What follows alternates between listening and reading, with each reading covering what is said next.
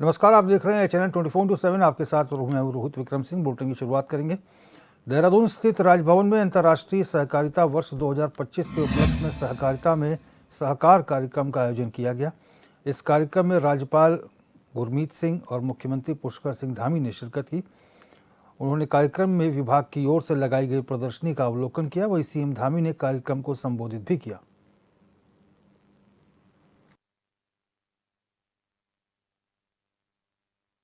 मानव समाज का प्राचीनतम और सर्वाधिक मूल्यवान सिद्धांत रहा है। जब प्रत्येक व्यक्ति अपने व्यक्तिगत स्वार्थ से उठकर समाज के समग्र हित के लिए काम करता है तो असली वृद्धि और स्थायी विकास संभव हो पाता है। और कपिल मीणा जी ने बड़े विस्तार से और बहुत कम शब्दों में सहकारिता के बारे में हम सबको बताया है। आधुनिक युग में जहां प्रतिस्पर्धा की गति बहुत बढ़ चुकी है, हर क्षेत्र में आज प्रतिस्पर्धा है, हर कोई क्षेत्र इससे अछूता नहीं है, तो ऐसे समय में सहकारिता का महत्व और भी अधिक बढ़ जाता है।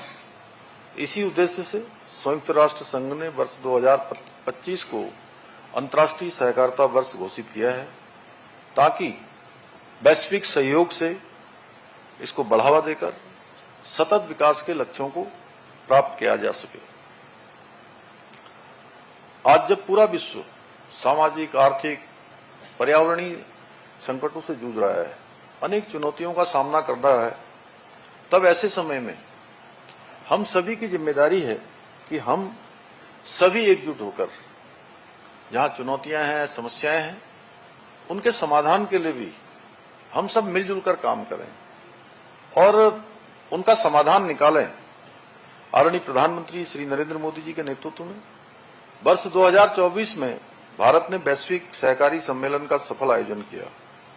उन्होंने उस सम्मेलन में अंतर्राष्ट्रीय सहकारिता वर्ष का शुभारंभ करते हुए कहा था कि सहकारिता भारत के लिए संस्कृति का आधार और जीवन पद्धति दोनों ही है, क्योंकि भारत में सहकारिता की प्राचीन परंपरा प्राचीन काल से ही चली आ रही है। हमारे शास्त्रों में कहा गया है, संगच्छध्वम संबद्धम संभो मनासी जानताम देवो भागम यथा पूर्वे सज्जानाना उपासते। यानी कि अर्थात हम सभी एक साथ चलें, एक साथ बोलें, हमारे मन एक हों। प्राचीन समय में देवताओं का ऐसा आचरण रहा, इसी कारण वो पूजे जाते रहे, हमेशा वंदनीय है। सहकारिता का मूल उद्देश्य भी स्पर्धा नहीं बल्कि सहयोग की भावना को बढ़ावा देना है। ये किसी पर उपकार करने का माध्यम नहीं है, बल्कि एक दूसरे को स्वावलंबी और सशक्त बनाने का, मजबूत बनाने का मार्ग है। इसीलिए इसे सहकार से समृद्धि के स्वप्न को साकार करने के लिए आदरणीय प्रधानमंत्री जी ने ऐतिहासिक कदम उठाते हुए देश में एक अलग सहकारिता मंत्रालय का गठन करने का निर्णय किया। आज केंद्रीय गृह एवं सहकारिता मंत्री आदरणीय अमित शाह जी के नेतृत्व में ये मंत्रालय सहकारिता आंदोलन को और अधिक मजबूत करने के लिए एक अलग प्रशासनिक, कानूनी और नीतिगत ढांचा तैयार कर रहा है, जिसमें अनेक नवाचार हो रहे हैं, नए नए निर्णय लिए जा रहे हैं। ये मंत्रालय सहकारी समितियों के कारोबार में सुगमता के लिए प्रक्रियाओं को कारगर बनाने, बहुराज्य सहकारी समितियों के विकास को सक्षम बनाने और मजबूत बनाने की दिशा में तेजी से काम कर रहा है। आज सहकारिता के माध्यम से लागू की जा रही विभिन्न विकास की योजनाएं ग्रामीण अर्थव्यवस्था को तेजी से विकसित करने में महत्वपूर्ण भूमिका निभा रही है। भाइयों बहनों, आदरणीय प्रधानमंत्री जी के सहयोग और उनके मार्गदर्शन में हमारी सरकार द्वारा भी राज्य में सहकारिता को जन जन तक पहुंचाने के लिए कई कदम उठाए जा रहे हैं। अभी धन सिंह जी ने बहुत विस्तार से उसके बारे में बताया है और इन्हीं सब प्रयासों का परिणाम है कि पूरे देश में सहकारिता बहुउद्देशीय समितियों के कंप्यूटरीकरण के कार्य की शुरुआत उत्तराखंड से ही हुई है और आज प्रदेश की सभी 671 सहकारी समितियों के कंप्यूटरीकरण का कार्य पूरा हो चुका है। ये समितियां अब पूरी तरह से डिजिटल माध्यम से कार्यरत हैं, जिससे हमारे किसान भी ऑनलाइन सेवा से जुड़कर इन सेवाओं का अधिक से अधिक लाभ उठा पा रहे हैं। आज हमारी 24 समितियां जन औषधि केंद्र के रूप में कार्य कर रही है, जहां ग्रामीण जनता को सस्ती और गुणवत्तापूर्ण दवाइयां मिल रही हैं। साथ ही 640 समितियों को कॉमन सर्विस सेंटर के रूप में विकसित किया गया है। अब ये समितियां केवल ऋण देने तक सीमित नहीं रहेंगी, बल्कि बीमा, पेंशन, बिजली बिल भुगतान, आधार सेवाओं सहित अनेक डिजिटल सुविधाएं भी प्रदान कर रही हैं।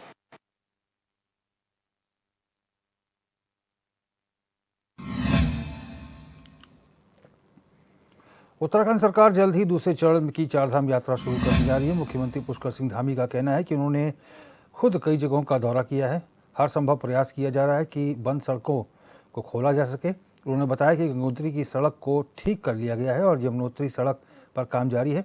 सरकार का प्रयास है चारों धाम सहित प्रदेश की तमाम सड़कों को दुरुस्त किया जाए।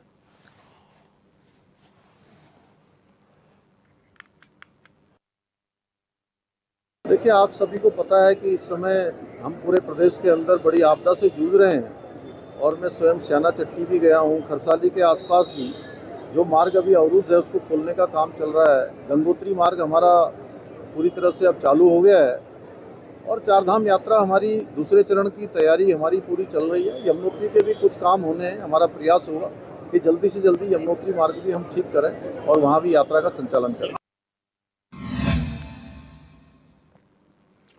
प्रधानमंत्री नरेंद्र मोदी ने अपने 75वें जन्मदिन पर स्वस्थ नारी सशक्त परिवार एवं पोषण अभियान का शुभारंभ किया।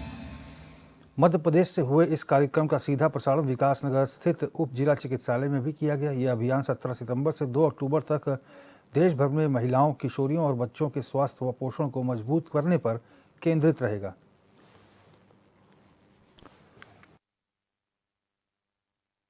आज प्रधानमंत्री का जन्मदिन के अवसर पर पूरे देश के अंदर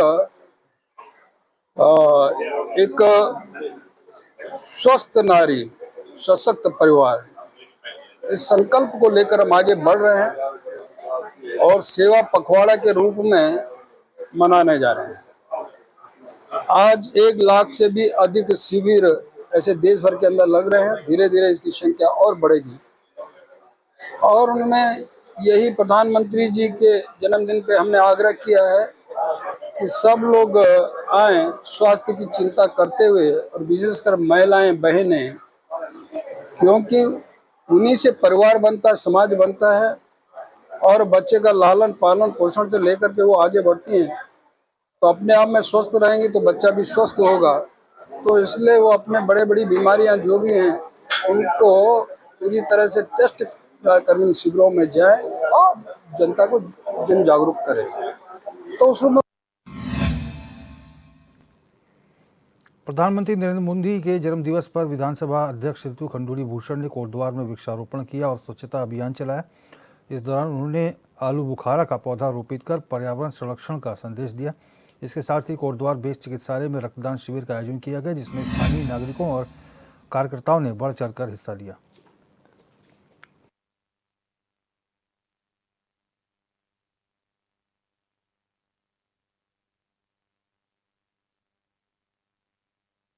आज आप जानते हैं कि हमने कोटद्वार में सेवा सप्ताह शुरू किया और सेवा सप्ताह की शुरुआत जो सेवा पर्व हमने जो शुरू किया है आज एक पेड़ लगाने से किया। कोटद्वार का जो एक पार्क है उसमें हमारे लोग आते जाते रहते हैं। यहाँ पर एक आलू बुखारा का पेड़ लगाया है। ये सोच, ये संस्कार हमें आदरणीय प्रधानमंत्री जी ने दी है। उन्होंने कहा है कि हमें अपनी माँ के नाम पर एक पेड़ अवश्य लगाना चाहिए। उसे लगाना ही नहीं है, उसे बचाने का भी प्रयास करना चाहिए। बहुत अच्छी सोच है और हम बहुत खुश हैं। मैं खासकर बहुत खुश हूँ कि मैंने जो अपना सेवा सप्ताह का काम शुरू किया है वो पेड़ लगाने से किया है।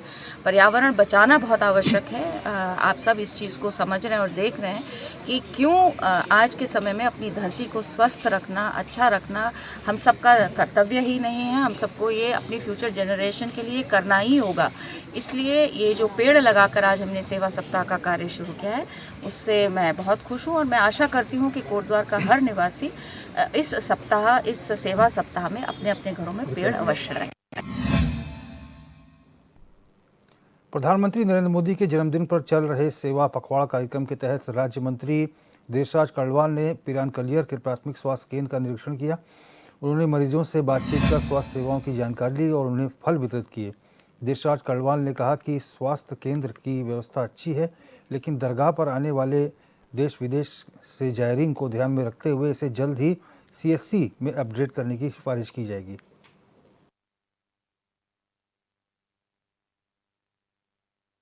जाकर के फल वितरण करना, गरीबों की सेवा करना, उनके सुख और दुख में काम आना, ये हमारी पार्टी के राष्ट्रीय अध्यक्ष, प्रदेश अध्यक्ष और के निर्देश हैं।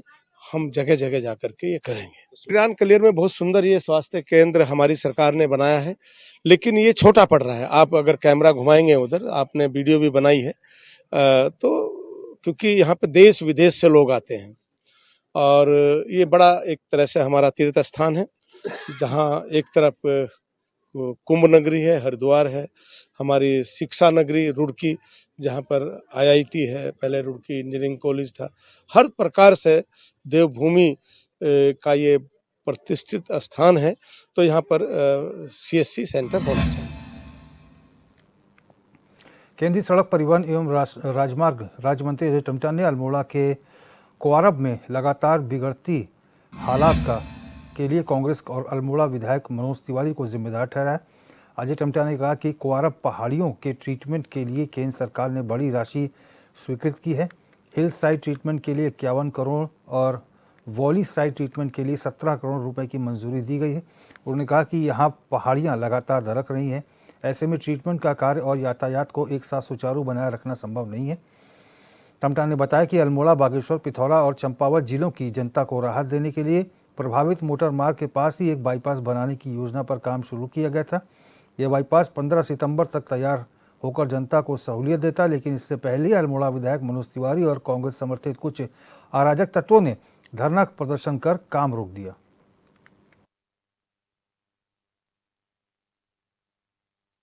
तो उसके लिए काम जैसे ही प्रारंभ किया तो मनोज तिवारी जी के द्वारा, विधायक जी के द्वारा धरना दे दिया गया।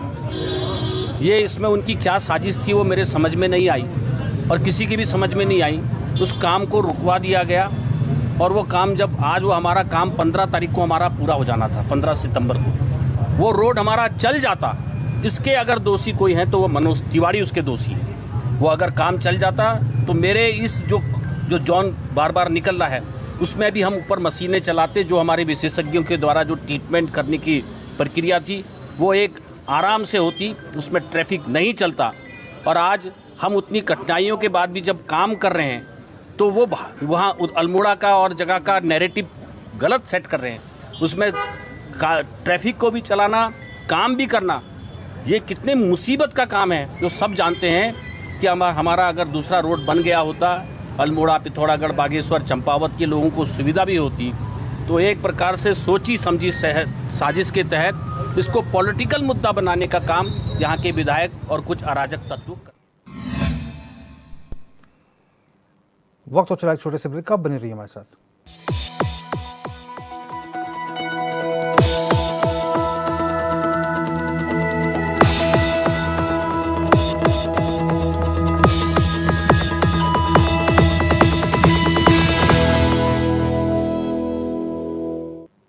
स्वागत है ब्रेक के बाद आपका, और खबरों में बढ़ेंगे आगे। नैनीताल हाईकोर्ट ने चिट फंड कंपनी LUCC प्रकरण में CBI जांच के आदेश दिए हैं। कंपनी पर स्थानीय एजेंटों के माध्यम से 800 करोड़ रुपए से अधिक का चूना लगाकर फरार होने का आरोप है। कोर्ट ने यह भी कहा कि जिन लोगों का पैसा लेकर कंपनी फरार हो चुकी है, पीड़ित अपनी शिकायतें CBI को दें। सुनवाई के दौरान CBI की ओर से कहा गया कि जांच एजेंसियों की ओर से जांच करने की अनुमति मिल चुकी है। CBI की ओर से जांच की स्वीकृति का पत्र भी कोर्ट में पेश किया गया है।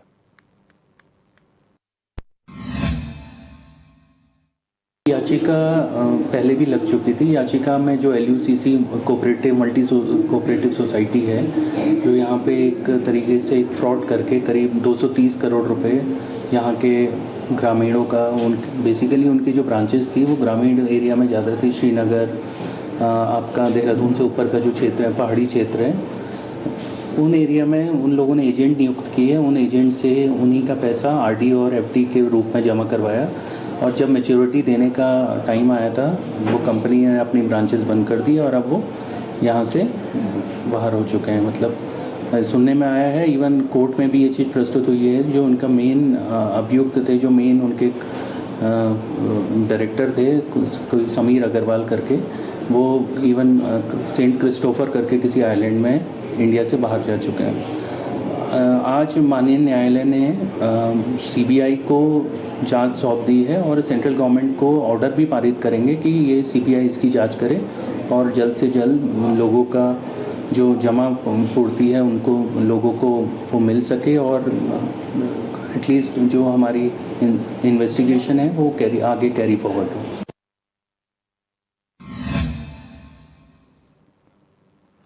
हाईकोर्ट ने नदियों से उप खनिजों के खनन और अवैध खनन को लेकर दायर अलग अलग जनहित याचिकाओं की एक साथ सुनवाई की है, जिसमें कोर्ट ने राज्य सरकार को केंद्र सरकार की खनन नियमावली, हाईकोर्ट और सुप्रीम कोर्ट के निर्देशों का कड़ाई से पालन करने को कहा। कोर्ट ने अवैध खनन और राज्य की सीमाओं पर उप खनिजों की चोरी रोकने के लिए राज्य सरकार से डिजिटल इकाई बनाने के साथ ही नदियों में हो रहे अवैध खनन को रोकने के लिए एक्शन प्लान पेश करने को कहा है।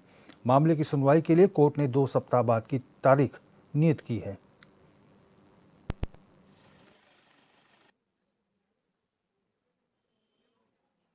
पूर्व में कोर्ट ने जो आदेश दिए थे उनके अनुपालन में आज राज्य सरकार के कॉम्पिटेंट ऑफिसर्स को बुलाया गया था असिस्ट करने के लिए, जिसके बाद कोर्ट ने ये पाया कि पूर्व में कई मामले कोर्ट के सामने आए जिसमें विभिन्न जगहों पर अवैध खनन की शिकायतें हैं और इसके अलावा कई जगहों पर नदियों में क्षमता से अधिक खनन भी हुआ है। तो इस पर रेगुलेटरी मैकेनिज्म जो होना चाहिए, जो नियमों के अनुसार है, सुप्रीम कोर्ट के जजमेंट्स के अकॉर्डिंग और गाइडलाइंस के हिसाब से, वो नहीं हो रहा है। तो कोर्ट ने आज स्टेट गवर्नमेंट को ये डायरेक्ट किया है कि वो 2 हफ्ते के अंदर एक रॉबस्ट एक्शन प्लान पेश करें, जिसके अंदर कि एक सेपरेट माइनिंग कॉरपोरेशन स्टेट का बनाने के बारे में वो विचार करें और उसकी मॉडलिटी के बारे में बताएं। और दूसरा, कोर्ट ने ये भी आदेश किया है कि जो अवैध खनन नदी तलों पर हो रहा है और खासकर कि अन्य राज्यों में, पड़ोसी राज्यों में जो तस्करी भी हो रही है उसकी, तो उसके बारे में जो डिजिटल सर्विलांस है और इलेक्ट्रॉनिक मीन से और GPS से उसकी मॉनिटरिंग है, उसको लेकर एक अलग से इकाई बनाई जाए जो उसकी रेगुलर निगरानी करे और उसके संबंध में कोर्ट को 2 सप्ताह में सूचित करना है। उत्तराखंड पुलिस का नाम सुनते ही मित्र पुलिस की छवि उभरती है, लेकिन इस बार दोस्ती जनता से नहीं बल्कि अपराधियों से निभाई गई है। STF की बड़ी कार्रवाई ने पुलिस और गैंगस्टरों की मिली भगत को बेनकाब कर दिया है और इसी कड़ी में 2 पुलिसकर्मी सलाखों के पीछे पहुंच चुके हैं। क्या है पूरा मामला, देखिए हमारी ये खास रिपोर्ट।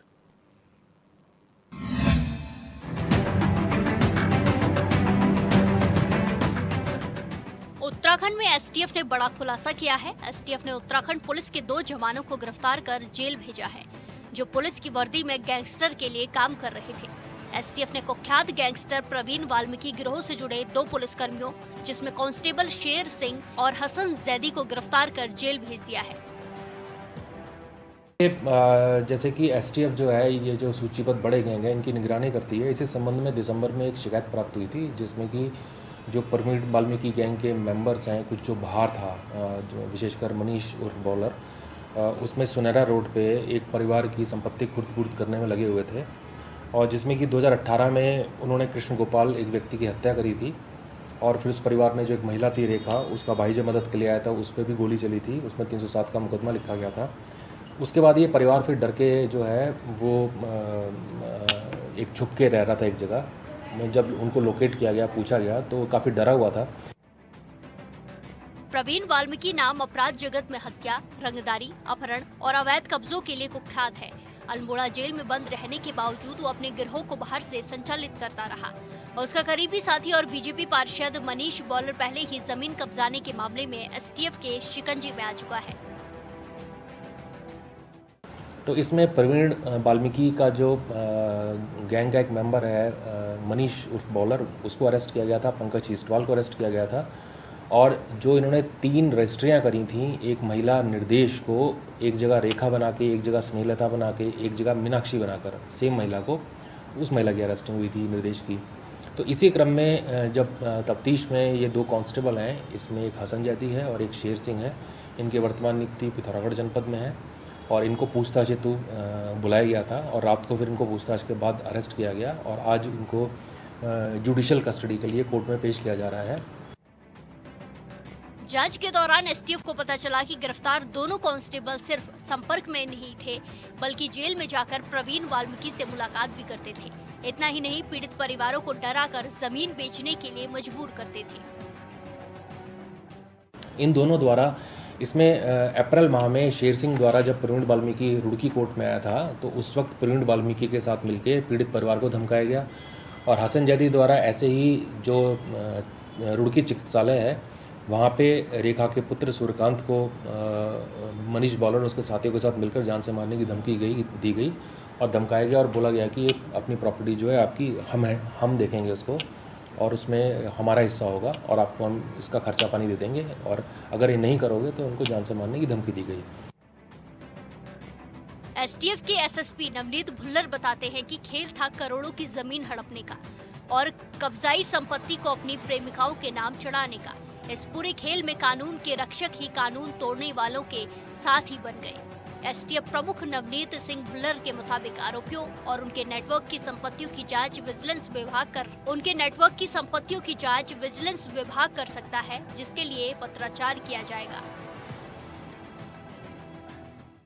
इसके अतिरिक्त प्रवीण वाल्मीकि जो कि सितारगंज जेल में निरुद्ध था उससे मिलने ये गए, एक बार फरवरी में गए और एक बार ये अगस्त में गए और प्रवीण वाल्मीकि से इन्होंने जो एक भूखंड को की डील जो है उसमें उसका दबाव जो है विक्रेता पार्टी के ऊपर डलवाया और उसके द्वारा बताया गया कि 12 करोड़ की संपत्ति को उन्होंने उससे प्रेशर करवा के 5 करोड़ में खरीदने का प्रयास किया गया।